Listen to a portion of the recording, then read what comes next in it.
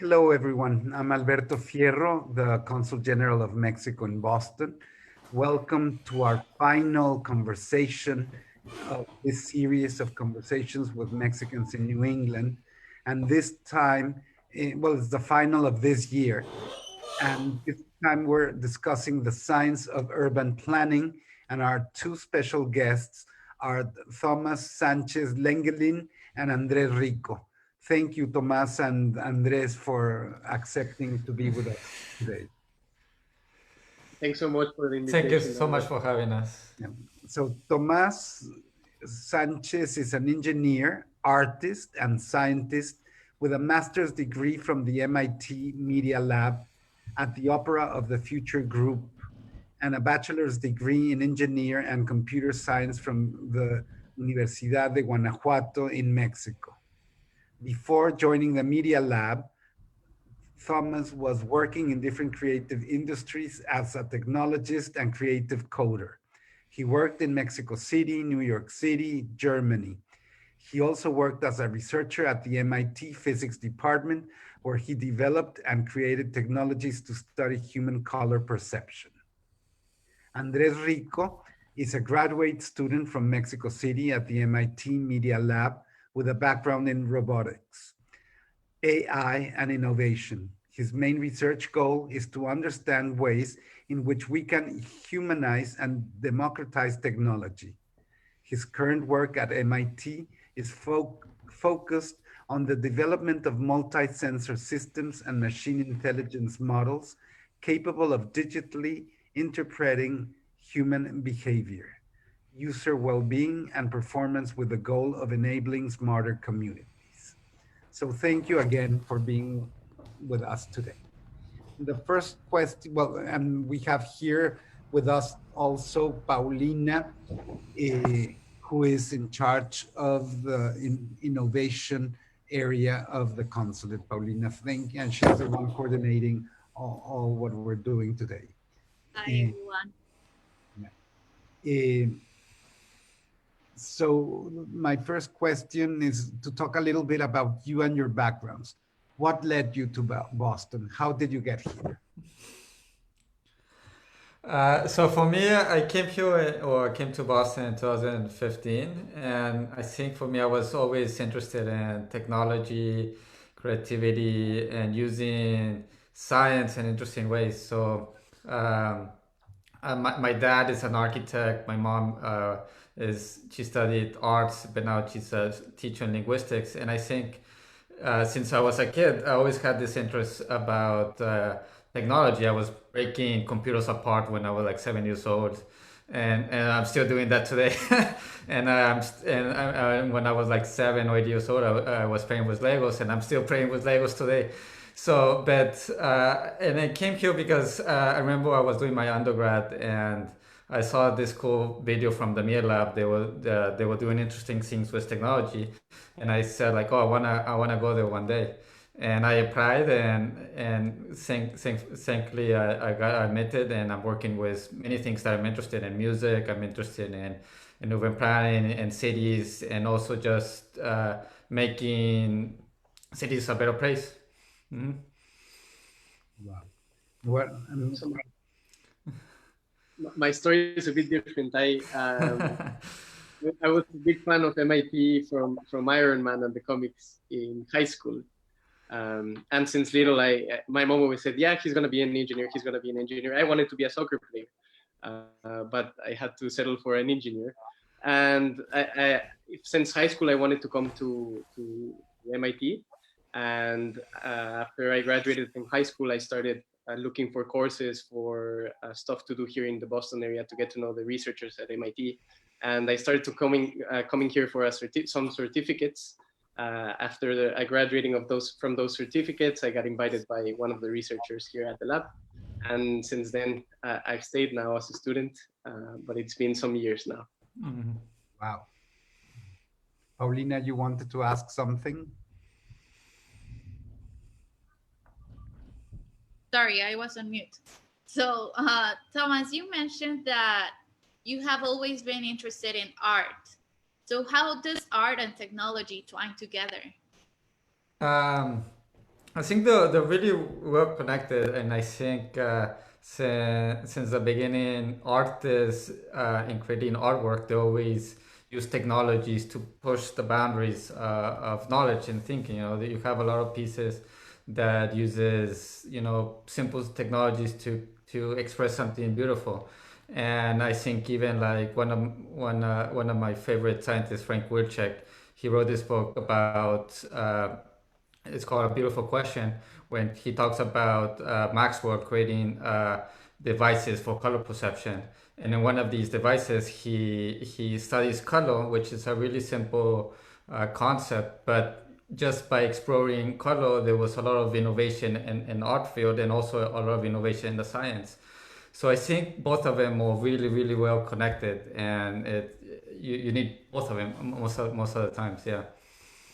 And you mentioned Professor Frank Wilczek, someone you admire, and we know that you worked with him, or you working with him in the research. And can you tell us more about that research? Yes.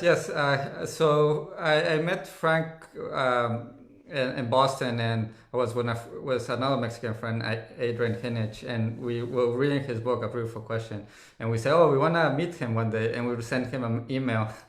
And he was super excited the same day he answered, like, oh, I want to work with you guys.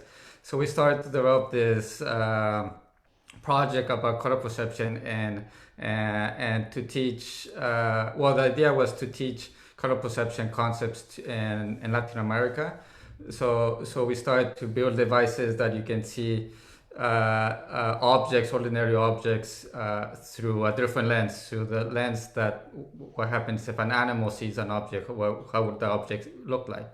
So we started to make these devices that kids could build by their own in their houses. So I think that for me was really interesting, because we did combine the art part of it, of studying how things could look, how things could be appeared, and also we studied like the physics part of it, like how would light bounce off the object, how to make it different, how would you see it different with different optics, and also different filters.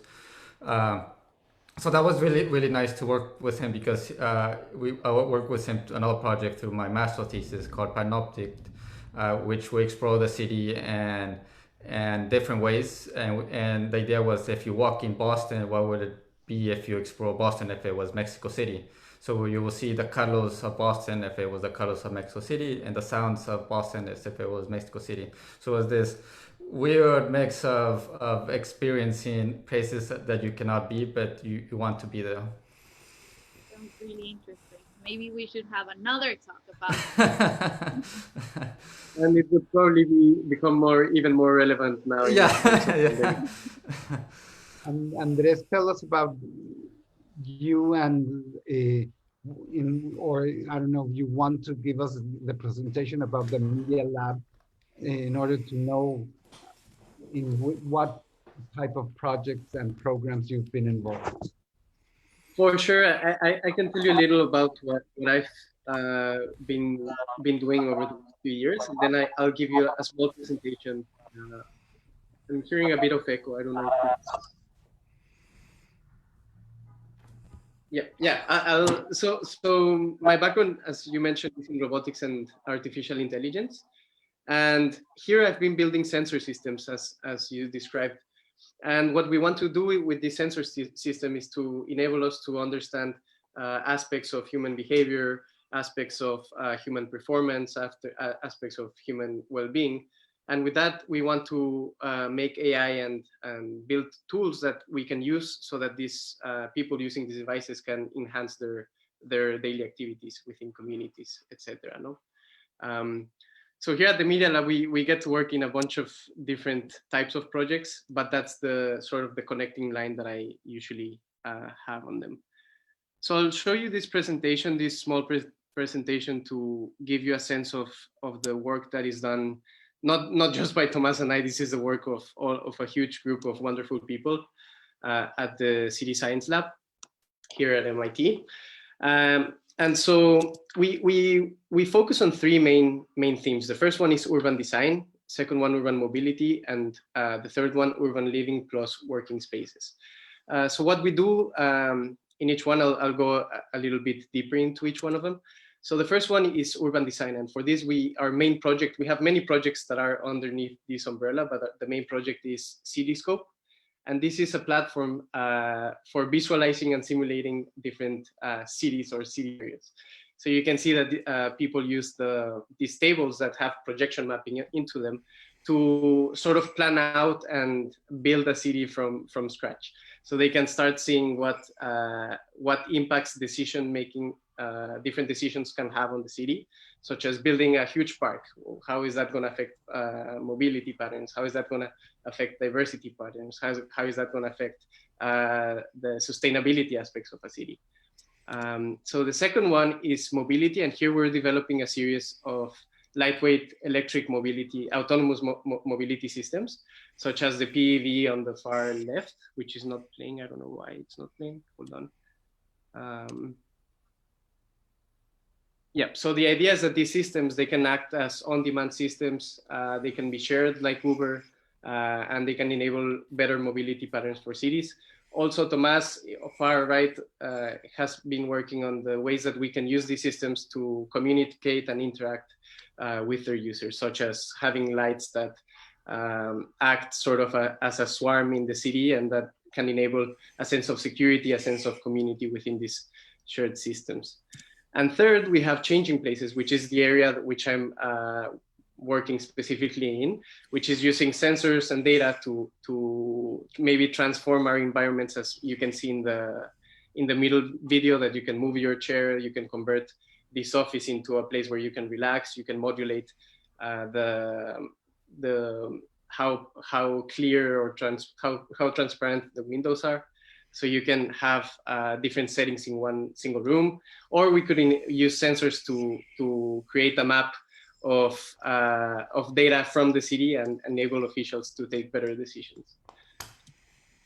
And with this, we have a network, which is the MIT City Science Network. We have city science labs all around the world.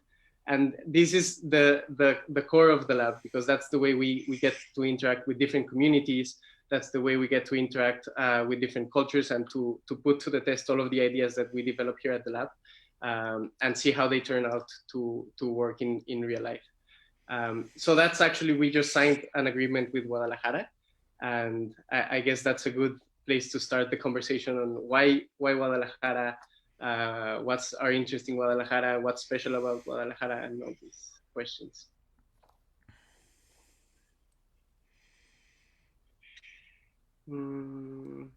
Let me stop sharing.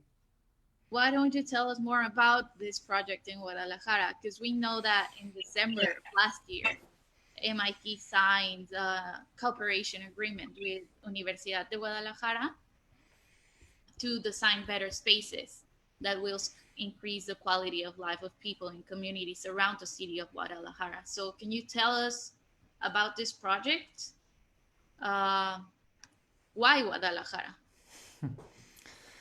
I think Guadalajara is interesting in different aspects. I think Guadalajara has a big potential for innovation. The city of Guadalajara has this big hub of kind of like the Silicon Valley of Mexico. There's a lot of activity. There's a lot of art happening actually in Guadalajara. There's a lot of things happening. So I think Guadalajara is one place that we're really interested in, and also that it's kind of like the fourth agreement or fourth place that our group has been working with a Latin American country and also a developing country. So I think for us it's interesting on the resource perspective that we can study some of the process and technologies and platforms that Andrés was explaining, like PV or the Cityscope, and also we could study different interventions that we can do in Guadalajara. And I think, well, at the moment, we are focusing on resiliencies and make it more livable place, as you mentioned. And we're focusing on this informal settlement. One of it is focusing on the informal settlements of Lomas de Centinela, which we want to play a big role on creating innovation, and our partners in Guadalajara are actually building an innovation space with the University of Guadalajara. Yeah. And I would add that Guadalajara has been known over the last few years. It's increasingly being known as the city that is daring to do things very differently in Mexico. And we've seen it with UDG and our collaborators in UDG. They are building up this massive team with the City Science Lab in Guadalajara. So they're daring to do things differently, and they're putting hands to action. So that works very well for the City Science Network. Are there other institutions besides the Universidad de Guadalajara that are involved with this program?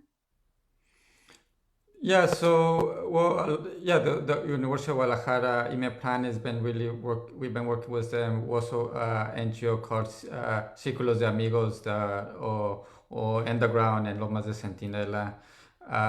There has been different partners inside of the city that we've been starting to collaborate. Yeah.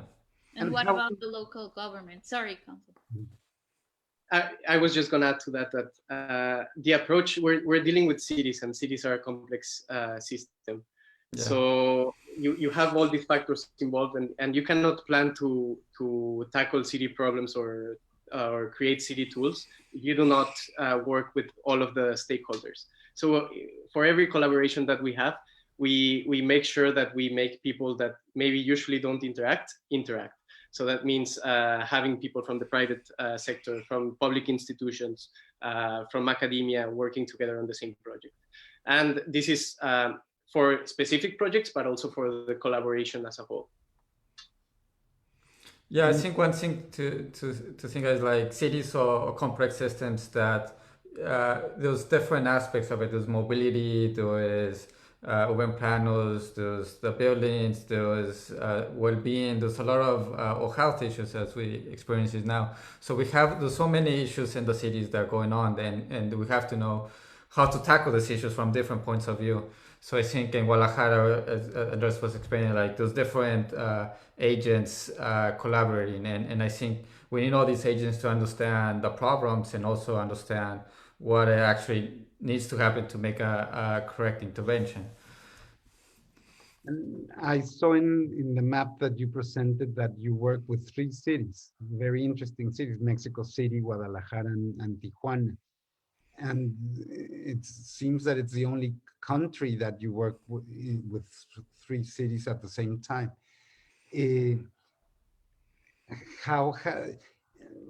How has the experience been with the 3 different cities, and what is your role in working with the cities? Do you propose changes? Are the leaders whoever hired you? How does that work? So just to clarify on the map, we saw Tijuana, Mexico City, and Guadalajara for Mexico, but they are not all official city science labs yet. So Mexico City and Tijuana are still work in progress. So that means that we haven't started a collaboration with them. Mm-hmm. Just to clarify that, maybe I didn't have time to say that, but so we haven't started working officially with Mexico City and Tijuana, but we have started working officially with Guadalajara. And what was the specific second part of the question? Who leads the program? Are you the ones that lead whatever is happening in Guadalajara, or is it a joint relationship with whoever hired? For example, in this case, the specialist at Universidad de Guadalajara and you guys, how do decisions happen in this kind of collaboration? Yeah, so it's a collaborative framework between our group, City Science, that is the director, Ken Larson, and many people from our group, like, for example, Luis Alonso, Maggie Church, and then in Guadalajara, and on liaison is Mayra Gamboa, and they have their own team from the Guadalajara University that we can partner with. And at the moment they're trying to build a new lab there that we can start to make these interventions on the city. And there's different projects happening in Guadalajara. Andrés was part of one of these projects, studying safety and security with sensors and IoT devices. So those different projects involve, I'm also trying to plan this bike project in Guadalajara and to try to implement it with local bike share vehicles. So I think at the moment it's between a collaborative process between us and Guadalajara University, the University of Guadalajara. And are you full-time working, both of you, in this project with Guadalajara? It's some projects, yeah. Okay. Yeah. Yes. So the way usually collaborations work with the lab is that we have a head in Guadalajara, which is Mayra Gamboa. And she's the leader of the City Science Lab in Guadalajara. And from there, we internally in the lab, we have visiting researchers, we have students, we have research scientists that might align their research into projects that could be channeled into Guadalajara. And the way we do that collaboration of what we're thinking at the MIT side and the Guadalajara is through Mayra Gamboa, because we check in with her, see what they're thinking about for their projects, see how they align with our projects, and build from there. Interesting. Because it's true that Universidad de Guadalajara has had an impressive role in the development of what Guadalajara is today. They were the ones that created FEEL. They are the ones that have the biggest and most amazing theater and music auditoriums and systems. So it's interesting how the university does relate with the city, and Guadalajara is several cities, as we It's well, we actually we had this summit. We had the City Science Summit in Guadalajara this year. It's a global event around a city science network, and the first event we had was in Andorra. The second event was in Shanghai in 2019. And in 2020, this summit, we had it in Guadalajara, and it was planned to be at this big theater that you mentioned, and campus Zapopan, and the new campus that they're building. And it was planned to be in that big event. There was a lot of connection between art and culture of the city, but this time we had it remotely, the summit. And I think it turned out really nicely, the summit, virtually, because we could join with collaborators from different parts of the world that otherwise wouldn't be that easily possible because travel constraints. And we had this collaborative or different way of connecting digitally. So I think it also brought the connectivity and the interaction with us. Yeah. Paulina? So I want to go back a little bit to the presentation you just made, Andres, and talk about the project specifically you're designing in Guadalajara. And you're using technology as simulation strategies, as you showed, to create cities, smart cities. So what elements are the ones you're focusing in Guadalajara specifically? And how did this urban planning contribute to creating safe communities? So I'll just take a step back to explain the overall of Guadalajara. The specific project that Thomas mentioned, I built some prototypes for it, but the leader is Leticia Izquierdo. She's a researcher from Spain, but we'll get to her specific project, which is about security. But before that, we've been working with Guadalajara for some time now. And before the pandemic, we got the chance to do 2 workshops in Guadalajara. So the first one was a workshop where we got to understand the points of view more of the academic side of UDG, of Universidad de Guadalajara, and to see where the urban planning department's minds were, where people's minds in private sector were. And it turned out that we discovered that everyone was worried about security, everyone was worried about inequality. While maybe MIT thought, oh, I know we're going to be worried about traffic, we're going to be worried about these huge urban problems. We realized that they were not the same problems that they had for example, in Andorra, in Hamburg. So that was the first surprise, and that's part of the process that we have. We first get to know the community, get to know the country that we're working with, so that we can create projects that are valuable to that community. So then after, the second workshop is was specifically with Lomas del Centinela, which is an informal area of Guadalajara. And in this workshop, we gathered with community stakeholders. So Círculo de Amigos is a group that works on the development of this community. We gathered with people who were already having projects in Lomas del Centinela. And from there, we started building on what we learned from these workshops. So one of the projects that spun out of these two workshops was Leticia's project. And what she did was to map the streets of Lomas in a way to understand how safety perception played specifically to women around the area.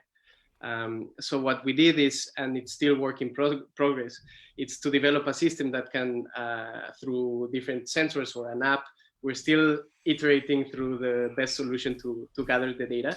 But through this system, we can start to understand the patterns and the roads or the pathways that people take that they don't feel safe in, or the ones that they feel safer in. And then from there, design an intervention that in which people can act more as a community and start to help each other out in a way that makes the community more safe. Mm-hmm. And how can you make decisions based on big data like this and algorithms? Yeah, so there's different ways you can work with data. For example, our group has been working with a lot with telecom data. That is data from cell phones, or data from, and also data from geolocated data. We've been several from the group, especially Ronan, who's been looking into how mobility patterns, for example, in Andorra has been happening, like how people move in the city, and depending on how people move in the city, you can predict behaviors. You can predict what will happen if somebody goes for more and more in one street than another street. So you can predict different mobility patterns and try to guess what would be the outcome. And similar to, we're not currently doing that in Guadalajara, but something like that could be done. It could be that if we have telecom data, it could be analyzed the movement patterns of people to predict the best road or the best street that people could go in a given day. And it's just predicting the mobility patterns, but it's something that if you improve the mobility patterns of people, you can improve the daily life of people. That you can improve the well-being of people. That if somebody takes 3 hours to get to the job, and if you improve how they're moving through the city, it improves a lot, largely their living quality. So I think some of these interventions is interesting because it's just minor of maybe an aspect of urban planning that is backed by data. It's data-driven planning that you can analyze how people moving, how people are behaving, but it has a big impact on people's lives. And the aim, I would also add to, it's not just about having a bunch of data, putting it into a machine learning or artificial intelligence, and then getting something back and saying, oh, this is the right answer. Yeah. But the approach that we propose and that we like to use is, yes, you can use this as a tool to guide you through your decision making. So that's why you see in the presentation our models and the tables are all very visual. So we like that part because that's the way to translate the decisions being made by maybe an artificial intelligence model, and to have those decisions in a visual way for later talking about them with the community. Does this make sense? What do you think about this indicator? Is it valuable to you? And then feeding back that feedback from the community to the algorithm. So it's a conversation, and it becomes more of a tool rather than just the final solution. Yeah, so a lot part of it is like understanding the context too. Like data by itself doesn't have that much information, so you have to give it a lot of context to the data and to how to use the algorithms. You know, there's different algorithms and there's different contexts. So that's why I think in our city network, it's interesting because we can explore different possibilities in different cities and different locations, and every place is different. And also the data could be similar, but you know, the context it's different. And this Universidad de Guadalajara working with you as a tool for teaching their students in urban planning? Are there students university involved in this? So the big idea of the collaborations that we have is to have, in the end, to have a city science lab in the location where the collaboration is taking place. So that involves having students joining the City Science Lab Guadalajara, and us trying to transfer all of our open source tools to that lab so that students can start using them to build different projects, completely different projects than what we're building here at MIT. So that's usually a big part of the goal that we have for each of the city science labs, because it's technology transference, knowledge transference, and that stays in the place where we are collaborating. Mm-hmm. So that's part of the value that we add through these collaborations. And do the different cities talk between themselves, for example, or not yet?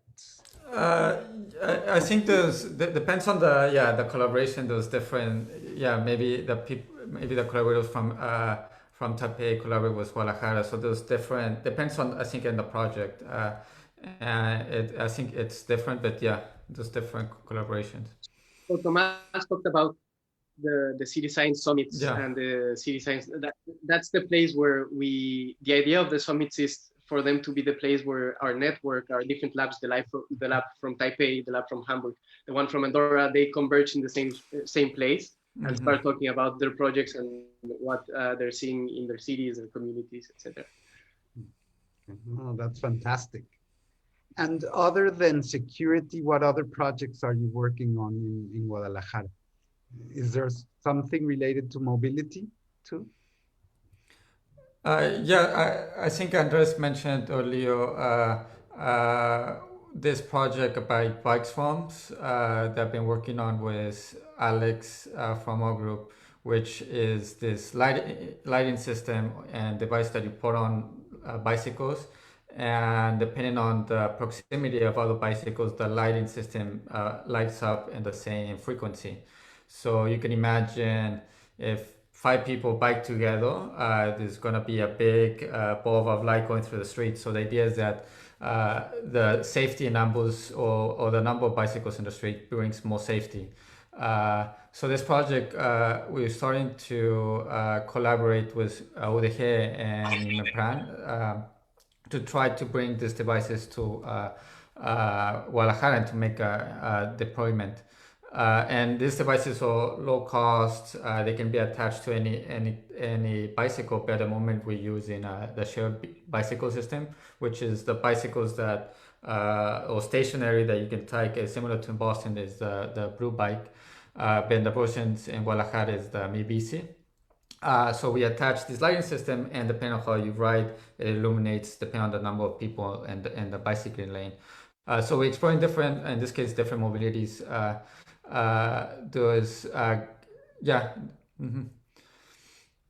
So in a sense, it's great because you're taking sort of the central concern that the city has, which is safety, and then translating that into mobility. So, okay, how does safety impact mobility? And well, people don't like to use their bikes because they might feel unsafe. They might feel like a car might hit them.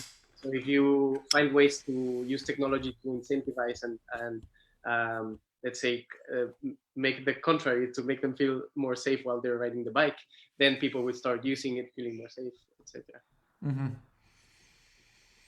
Paulina? So once you find these issues, the most pressing issues, how do you address them? Like, besides this program with the bicycles, how does the implementation look like?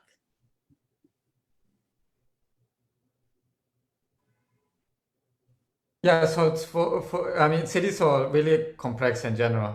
For example, you know, you have different different ways of tackling problems. And for example, we have this, as Andres mentioned, is the Cityscope platform, where it's a table it's a table that's driven by data, and it's a decision-making tool. Which the idea is that different stakeholders of the community of the city can go around the table, like for example, urban planners, government officials, community officials, and can be around the table and collaborate and try to make decisions on the city.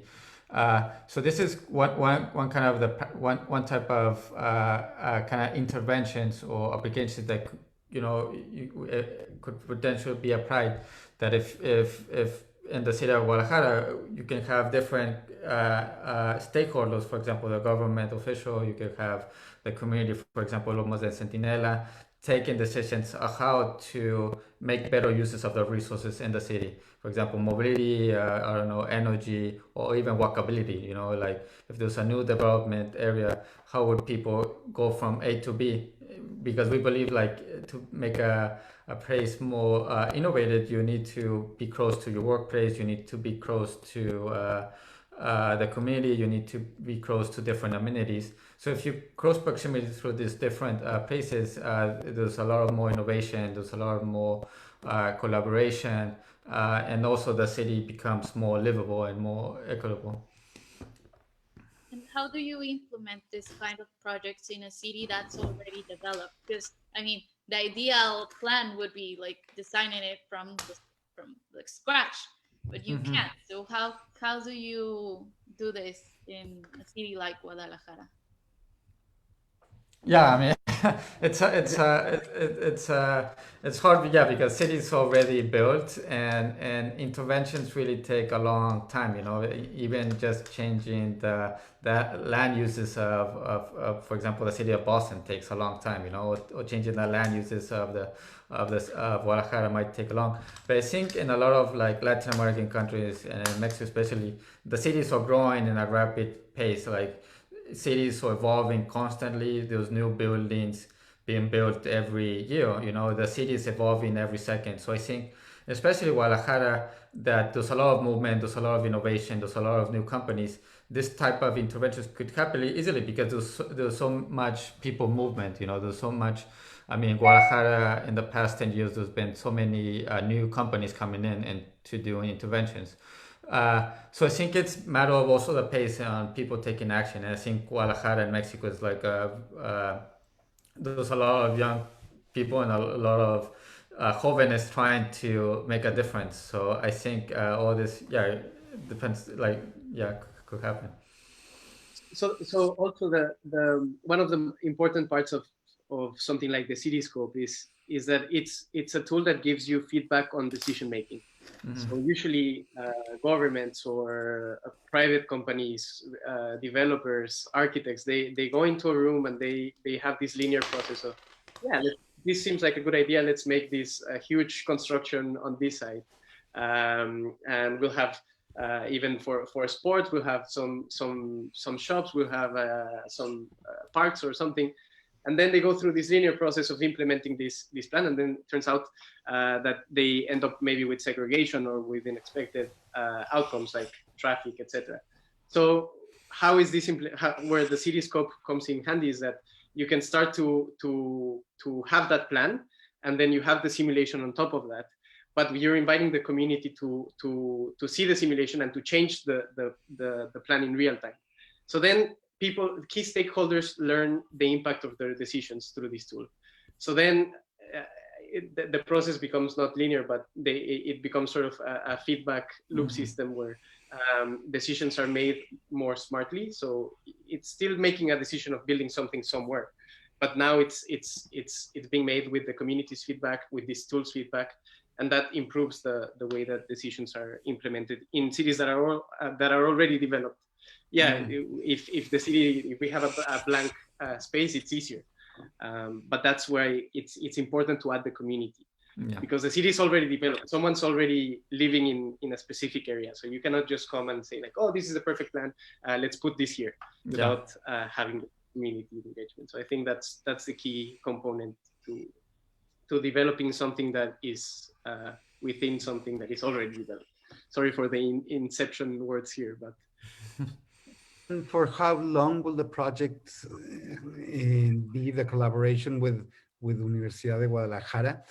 And how optimists are you in terms of the prospect of working with Mexico City and Tijuana?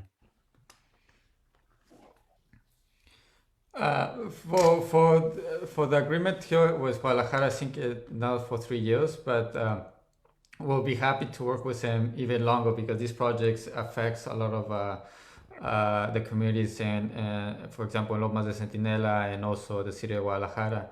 And I think we could have a bigger intervention in the long run. And as Andres said, like all these interventions it has to be well planned with the community and also the different stakeholders that, for example, the industry and the government, to make sense of what's happening on the city level context. The city it's so diverse, so it's a complex system. So in the end, having all these collaborators is useful to understand what's actually the problem and how to make the right intervention. And so, as far as Mexico City and Tijuana, as I mentioned earlier, we make sure that when we collaborate with a new city or a new place, we have people from different stakeholder viewpoints working together. So I guess in Mexico City and Tijuana, it comes to be that we need to build to get the right people involved into the project. And if we manage to do so, if we manage to get public institutions, if we manage to get a good academic head in Mexico City, with UNAM, with DECA, I mean, there's so many good universities in Mexico City. If we manage to get that one academic head and we manage to get even the private sector involved, I think they should work and we should start seeing. But it makes total sense to have it with a university, so it would have the planning and also the students learning about. Well, I don't know if you have any final word that you want to share with us about. And I have a question, Thomas. What is it that is behind you? One, I see. I know the doll. I understand the painting. Yeah, there's a painting. The projector. There's a little cactus. There's a projector, old projector from maybe from the 50s or 40s, and there's a calaverita. There's a microscope here.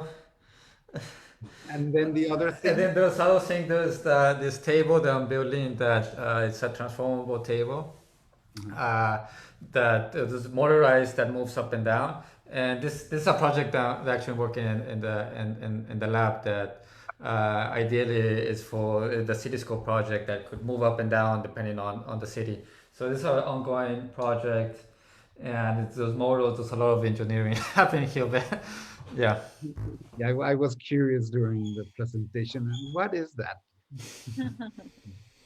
I have one last question that was posted on Facebook.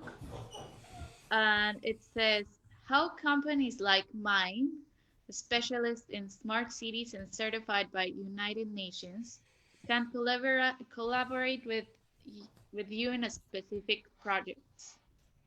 We just won as finalists here in Santa Catarina Smart City Project in the convocatory of Smart City Council in the world.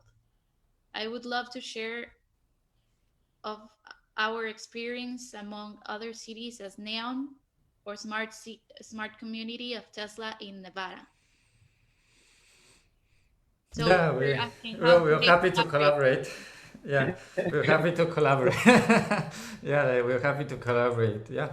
And how can they contact you or? I don't know. We can send emails. I don't know, Andres. Yeah, sure. But I could share it with them on a private message if you want. Yes, for sure. I mean, Okay, great.